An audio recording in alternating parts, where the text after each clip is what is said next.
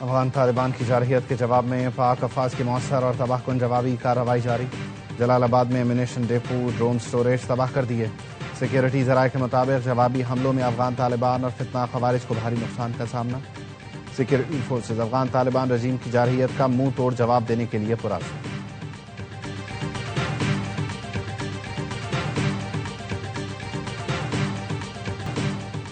ایرانی supreme leader کی شہادت کیسے ہوئی؟ اسرائیل اپنے مذموم مقاصد میں کیسے کامیاب ہوا؟ برطانوی اخبار فائنینشل ٹائمز کی رپورٹ میں اہم انکشافات۔ اسرائیل نے کئی سال سے تہران کے ٹریفک کیمروں کو ہیک کر رکھا تھا۔ اسرائیل کامیابی سے اعلیٰ ایرانی عہدیداروں کی جاسوسی اور نگرانی کر رہا تھا۔ اعلیٰ ایرانی عہدیداروں کے انتہائی تربیت یافتہ اور وفادار محافظ ڈرائیور اسرائیل کی نظروں میں تھے۔ اسرائیل نے ہفتے کو آیت اللہ علی خامنائی کو تہران کی پاستور اسٹریٹ کے قریب نشانہ بنایا۔ تہران کے تقریباً تمام ٹریفک کیمرے برسوں سے ہیک کیے جا چکے تھے۔ موبائل فون سے جاسوسی جاری تھی۔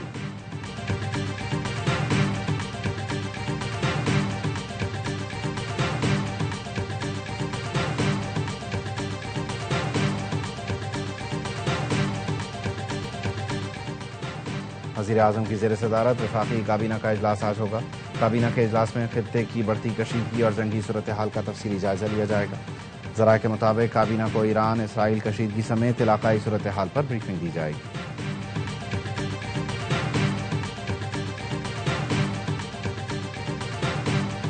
اور پاکستان اسٹاک مارکیٹ میں بڑی مندی کے بعد مثبت رجحان۔ 100 انڈیکس کی 3000 پوائنٹس اضافے سے 1,54,973 پوائنٹس پر ٹریڈنگ۔ دوران کاروبار 4,133 پوائنٹس کا اضافہ، 714 پوائنٹس کی کمی دیکھی گئی۔ اسٹاک ماہرین کا کہنا ہے مشرق وسطیٰ میں جنگ کے باعث مارکیٹ میں اتار چڑھاؤ دیکھا جا رہا ہے۔ We have already been in touch with our Saudi brothers and we have talked about this issue. Iran is not responsible for the attack against the oil installations in Saudi Arabia. We have made it clear, we have officially announced today that was not one of the targets of the Iranian armed forces. Iran کا سعودی عرب میں تیل تنصیبات پر حملے سے اظہار لا تعلقی۔ ایرانی نائب وزیر خارجہ مجید تخت روانچی نے امریکی ٹی وی کو انٹرویو میں کہا، ایران نے سعودی عرب میں تیل تنصیبات پر کوئی حملہ نہیں کیا۔ سعودی عرب کو واضح طور پر بتایا تیل تنصیبات پر حملے کا ایران ذمہ دار نہیں۔ سعودی تیل تنصیبات ہمارا ہدف نہیں، ہم سعودی بھائیوں سے رابطے میں ہیں۔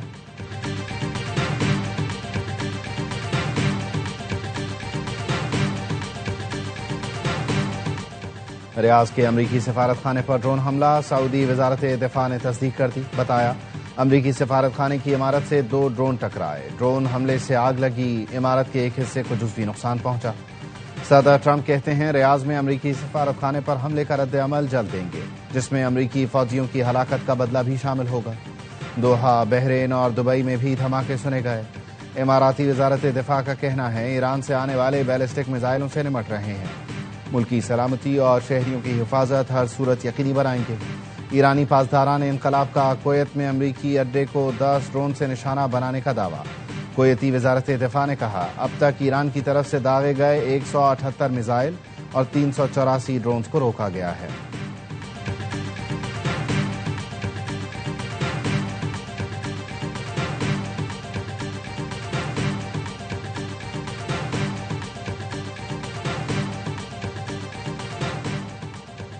اسرائیل مشرق وسطیٰ میں تباہی چاہتا ہے۔ معروف امریکی صحافی اور یوٹیوبر ٹکر کارلسن کا انکشاف، کہا سعودی عرب اور قطر میں موساد کے ایجنٹس گرفتار ہوئے۔ موساد ایجنٹ سعودی عرب اور قطر میں بم دھماکے کرنا چاہتے تھے اور یہی ملک ایران کے نشانے پر ہیں۔ اسرائیل صرف ایران نہیں بلکہ قطر، UAE، سعودی عرب، بحرین، عمان اور کویت کو تباہ کرنا چاہتا ہے۔ خلیجی ممالک کبھی بھی امریکہ کے لیے خطرہ نہیں رہے۔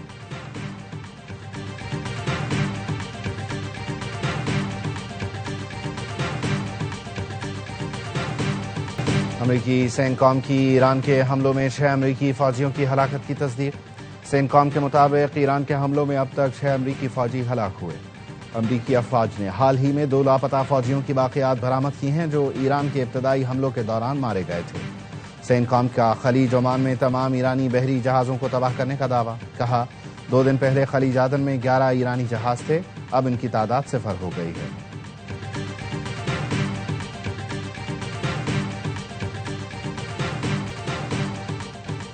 اسرائیل کے ایک بار پھر ایران پر میزائل حملے۔ ایرانی سرکاری میڈیا کے مطابق وسطی، جنوبی اور مشرقی تہران میں میزائل داغے گئے۔ تہران کے مختلف علاقوں میں دھماکے سنے گئے۔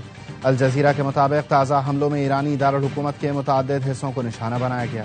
تہران میں ٹی وی چینل کی عمارت سینٹرل جیل کمپلیکس کے قریب حملے کیے گئے۔ We warned Iran not to make any attempt to rebuild at a different location, but they ignored those warnings and refused to cease their pursuit of nuclear weapons. In addition, the regime's conventional ballistic missile program was growing rapidly and dramatically. Iran سے اصل جنگ تو ابھی شروع ہی نہیں ہوئی۔ امریکی صدر ٹرمپ کہتے ہیں بڑی کارروائی جلد ہوگی۔ 4 ہفتوں کا ایپک فیوری آپریشن وقت سے پہلے ہی مکمل ہونے کا امکان ہے۔ بحرین، اردن، کویت، قطر، UAE پر ایرانی حملے بڑا سرپرائز تھے۔ ایران پر امریکی فوجی کارروائی کا اگلا مرحلہ انتہائی ہولناک ہوگا۔ صدر ٹرمپ نے دعویٰ کیا ابتدائی حملوں میں 49 ایرانی رہنما مارے گئے۔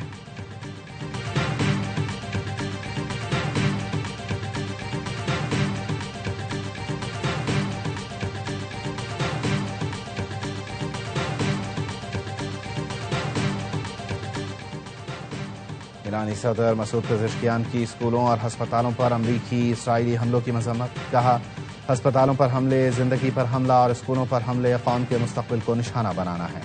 مریضوں اور بچوں کو نشانہ بنانا بنیادی انسانی اصولوں کی خلاف ورزی ہے۔ دنیا کو مذمت کرنی چاہیے۔ ایران ان جرائم پر خاموش نہیں رہے گا، نہ جھکے گا۔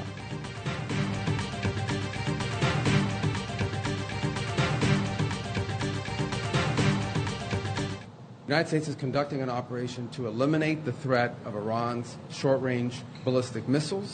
The purpose of this is to destroy that missile capability. Why does Iran want that ballistic missile capability? What they are trying to do and have been trying to do for a very long time is build a conventional weapons capability. Iran کے پاس missile ایٹمی طاقت ہوگی تو دنیا کو یرغمال بنا لے گا۔ ہمارا مشن ہے ایران کی بیلسٹک میزائل صلاحیت کو تباہ کریں۔ امریکی وزیر خارجہ مارکو روبیو کہتے ہیں ہمارے مشن کا مقصد ایرانی میزائل صلاحیت اور نیوی کو تباہ کرنا ہے۔ یقینی بنائیں گے ایران دوبارہ بیلسٹک میزائل اور ایٹم بم نہ بنا سکے۔ محکمہ جنگ اسکول پر حملوں کی رپورٹس کی تحقیقات کر رہا ہے۔ امریکہ کسی اسکول پر حملہ نہیں کر سکتا۔ کسی اسکول پر حملہ ہوا ہے تو دیکھیں گے کس نے اسٹرائک کیا۔ ایرانی عوام کو ہماری مدد درکار ہو تو ہمارے دروازے کھلے ہیں۔ امریکہ نے مشرق وسطیٰ میں موجود اپنے شہریوں کے لیے ٹریول ایڈوائزری جاری کر دی۔ امریکی شہریوں کو مشرق وسطیٰ کے ممالک چھوڑ دینے کی ہدایت۔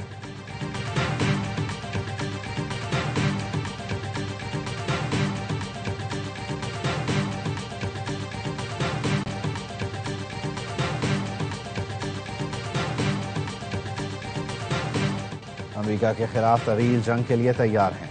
ایران کی سپریم نیشنل سیکورٹی کونسل کے رکن علی لاریجانی کا اعلان۔ کہا ایران نے پچھلے 300 سال میں خود کسی جنگ کا آغاز نہیں کیا۔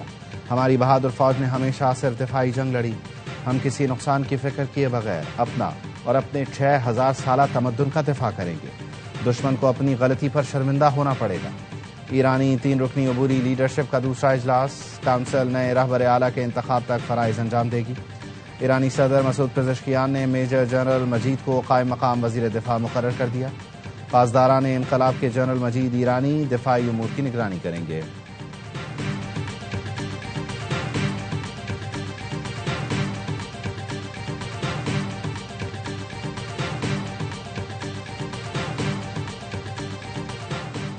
سعودی ولی عہد شہزادہ محمد بن سلمان کو روسی صدر ولادیمیر پوٹن کا ٹیلی فون۔ خطے کی تازہ صورتحال، سیکورٹی چیلنجز، عالمی سطح پر پیدا کشیدگی پر تبادلہ خیال۔ سعودی وزارت خارجہ کے مطابق دونوں رہنماؤں نے خطے میں بڑھتی عسکری کشیدگی پر تشویش کا اظہار کیا اور امن و استحکام کے فروغ کی ضرورت پر زور دیا۔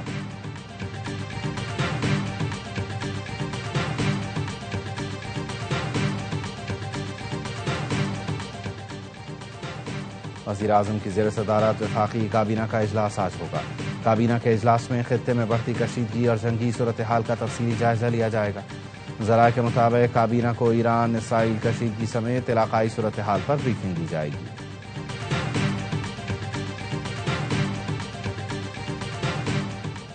ترکی کے صدر طیب اردوان کا ایران میں خون کی ہولی ختم کرنے کا مطالبہ۔ کہتے ہیں امریکہ، اسرائیل اور ایران کے درمیان جنگ بندی تک پہنچنے میں مدد کریں گے۔ ہم امن کے ساتھ ہیں، خون کی ہولی کا خاتمہ چاہتے ہیں۔ خطے میں امن بحال ہونے تک اپنے رابطے تیز کریں گے۔ ایران میں شہریوں اور معصوم بچوں کی تکالیف دیکھ کر غمزدہ ہوں۔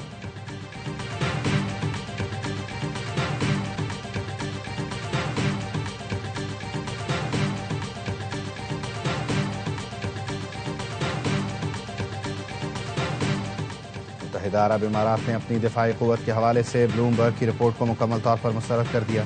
اماراتی وزارت خارجہ کے اعلامیے میں کہا گیا، بلومبرگ کی رپورٹ میں عرب امارات کی دفاعی صلاحیت کی غلط عکاسی کی گئی۔ خبروں کی اشاعت سے قبل سرکاری ذرائع سے تصدیق ضروری ہے۔ عرب امارات کا فضائی دفاعی نظام مکمل طور پر مربوط اور کثیر الجہتی ہے۔ اسٹریٹجک اسلحے کا ذخیرہ محفوظ اور طویل مدت دفاعی استعداد برقرار ہے۔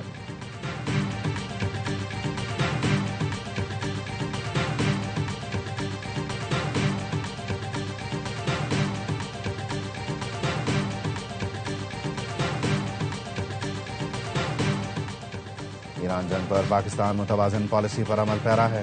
تہران نے پاکستان کا رد عمل سراہا، چین اور روس نے بھی تائید کی۔ پاکستان نے عرب ملکوں کو نشانہ بنانے پر تحفظات کا اظہار کیا۔ سینئر پاکستانی سیکیورٹی عہدیدار کی گفتگو، کہا یہ تاثر کہ پاکستان اگلا ہدف ہو سکتا ہے بے بنیاد اور حقائق کے منافی ہے۔ پاکستان اور ایران کو عسکری، خارجہ پالیسی، داخلی حالات کو یکساں قرار نہیں دیا جا سکتا۔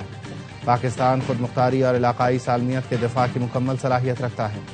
جب تک افغان طالبان سہولت کاری ترک نہ کریں گے، آپریشن غضب للحق جاری رہے گا۔ افغان طالبان کو فیصلہ کرنا ہوگا پاکستان کے ساتھ ہیں یا دہشت گردوں کے ساتھ۔ افغان طالبان کو فتنہ خوارج اور فتنہ ہندوستان کی سہولت کاری ترک کرنے کی یقین دہانی کرانا ہوگی۔